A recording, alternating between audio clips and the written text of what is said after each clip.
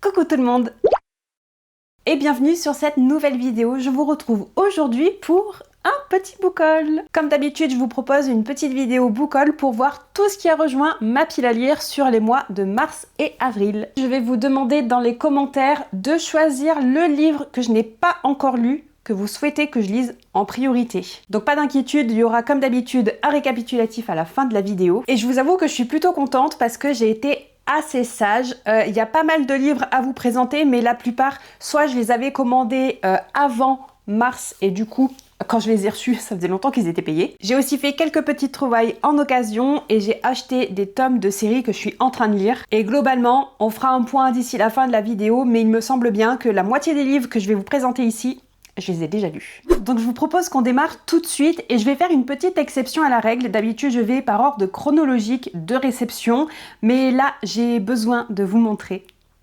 mon édition collector complète du livre des Terres Bannies. Oui, je ne suis pas peu fière. J'avais reçu le tome 1 à Noël, donc il ne compte pas dans ce book haul, mais au mois de mars j'ai reçu le tome 2 et en même temps je m'étais aussi précommandé les tomes 3 et 4 que j'ai reçus au mois d'avril. Donc là c'est une tétralogie, donc une série en 4 tomes que j'ai déjà lu, que j'ai terminé l'année dernière, mais je tenais à avoir ces éditions collector parce que les livres sont juste trop beaux. Je vais vous montrer là, j'ai pris le premier qui venait, c'est le tome 3, Ruine.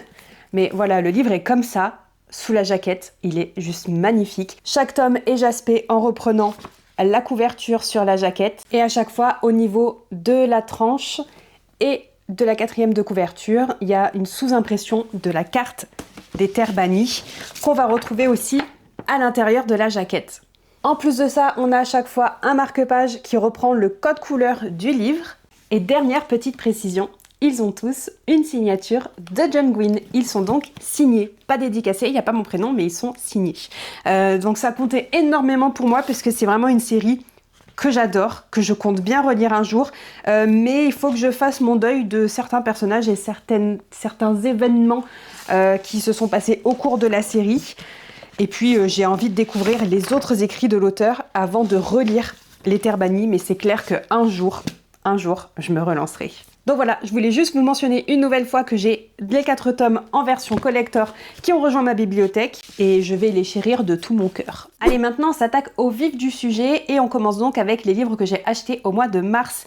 Le premier que je m'étais noté, c'est une suite de séries, c'est le tome 4 du Club des amateurs des romans policiers. Une série de cozy murder mystery écrite par C.A. Larmer et là ce tome 4 c'est « Et ils ne furent plus que 9 ».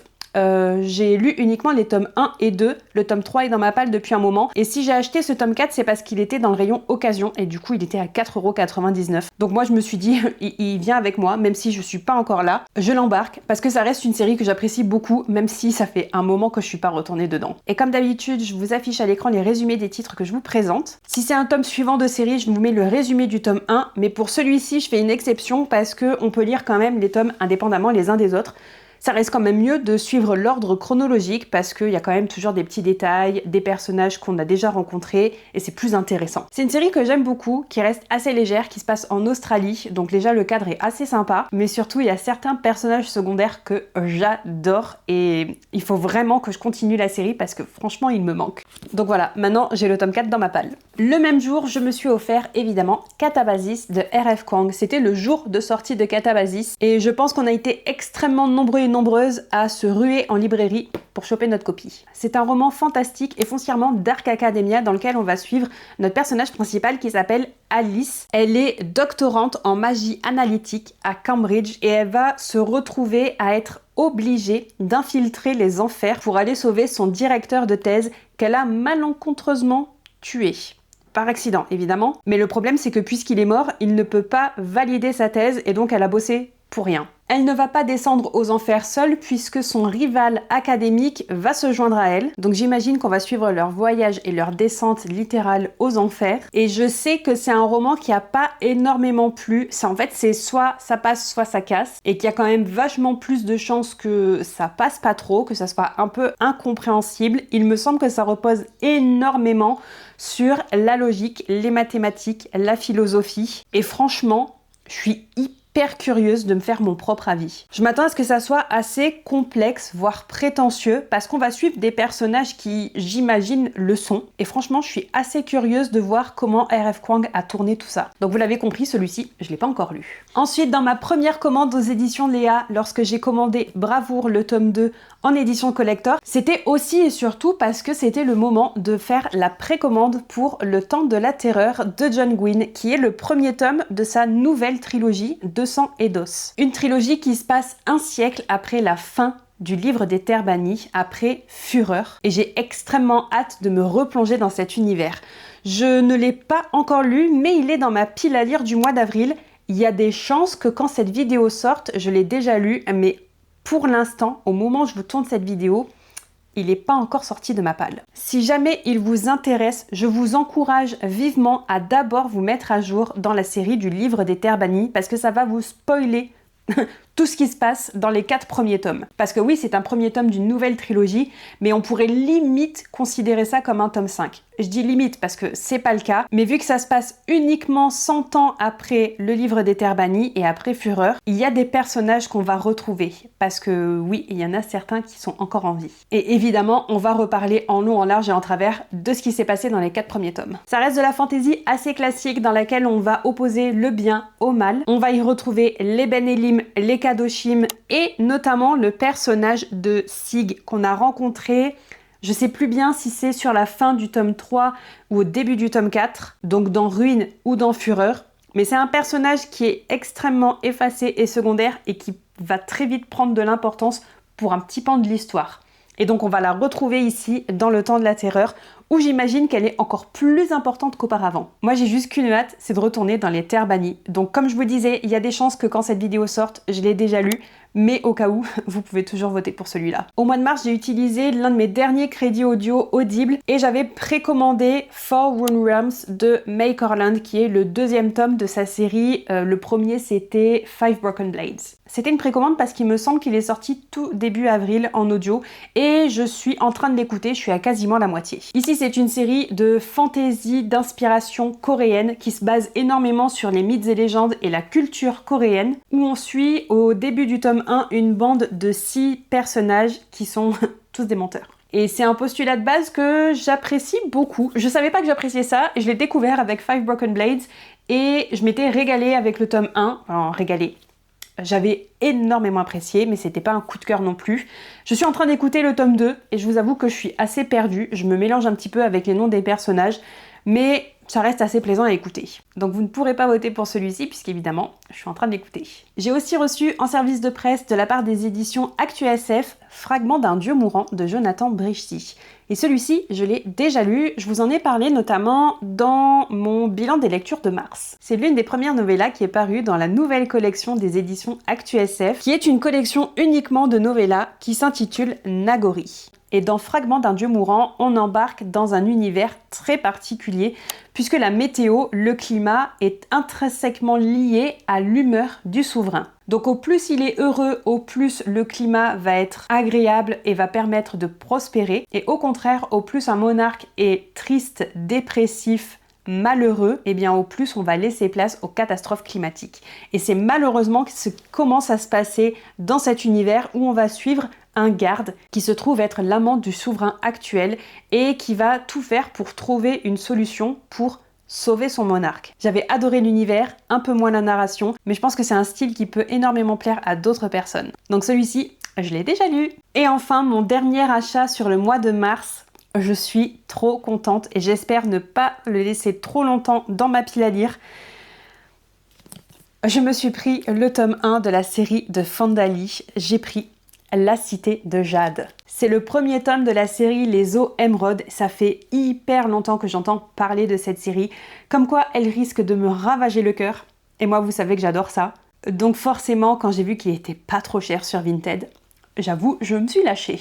J'ai juste pris le tome 1 en me disant que d'abord, il faut que je le lise et que je vois si vraiment ça me plaît avant de me lancer dans un achat du tome 1 et du tome 2. Ici, on embarque dans une série d'urban fantasy. Je crois que je n'ai jamais lu d'urban fantasy, donc je sais pas si ça va me plaire ou pas. Et il me semble qu'on va se retrouver au milieu d'une guerre des gangs et où ces deux clans opposés se battent pour contrôler la cité et contrôler le jade. Pourquoi contrôler le jade? Parce que ça donne énormément de capacités magiques et c'est une véritable arme de guerre en puissance. Et apparemment, comme si c'était pas assez sanglant et compliqué, il va y avoir sur le marché une nouvelle drogue qui va donner à absolument tout le monde la capacité de manier le jade.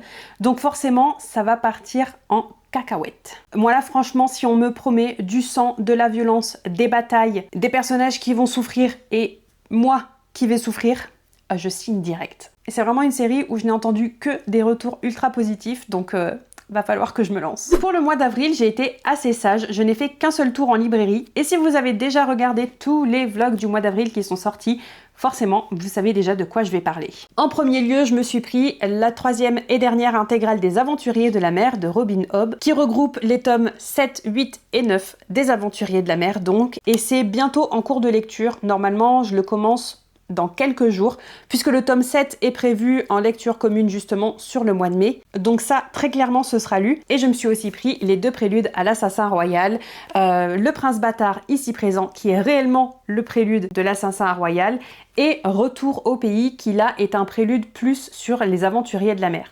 J'ai déjà lu Le Prince Bâtard et je pense que je vais vraiment pas tarder à lire Retour au pays, mais vous pouvez voter pour celui-ci. Ça reste un roman assez court puisque on part plus sur de la nouvelle, il fait 121 pages. Je vous conseille très vivement de ne pas lire les résumés que je vous affiche à l'écran si vous pensez vous lancer dans la lecture de ces nouvelles, parce que je trouve que les résumés sont spoilants. En tout cas, j'ai lu après coup le résumé du Prince Bâtard et en fait il raconte tout ce qui se passe, donc c'est dommage. Et je trouve au contraire que c'est hyper intéressant de se lancer dans la lecture de ce prélude sans savoir où on va, parce que justement il y a ces révélations et ces plot twists qui s'installent très doucement et qui sont extrêmement appréciables, mais qui nous sont dévoilés dans le résumé. Et enfin, le dernier livre qui a rejoint ma pile à lire au mois d'avril, c'est Burnt Offerings de Robert Marasco. Celui-ci aussi il a rejoint ma palle puisqu'il était en occasion, je l'ai eu pour 2,99 €. Ça faisait longtemps qu'il était dans mon radar et j'attendais justement de le trouver pour pas trop cher, pour le rajouter à ma pile à lire, parce que je sais pas trop si je vais aimer ou pas, c'est surtout de la curiosité, mais ça risque de me plaire quand même, puisqu'on part sur un chef-d'œuvre, un classique de l'angoisse, et notamment un roman qui a inspiré The Shining de Stephen King. C'est un roman qui est sorti dans les années 70 et qui est ressorti ici en version poche il y a peut-être 1 an ou 2. Et on va y suivre une famille qui part en vacances dans un manoir qu'ils ont loué, et les propriétaires leur disent: au fait, on laisse notre vieille mère bien-aimée dans une des chambres, promis, elle sort pas, mais il faut juste lui donner à manger. Et évidemment, puisque je viens de vous dire que c'est un roman d'angoisse, je pense que ça va être des vacances assez flippantes. Très curieuse de voir ce que ça peut donner, et curieuse surtout de voir si ça va me faire flipper ou pas. J'adore flipper dans mes lectures, mais il faut que j'arrive à fermer l'œil quand même le soir. Voilà donc tout ce qui a rejoint ma pile à lire sur les mois de mars et avril. Vous avez très certainement constaté que Dungeon Crawler Girl tome 5 n'est pas dans cette vidéo book haul alors qu'il est sorti le 30 avril.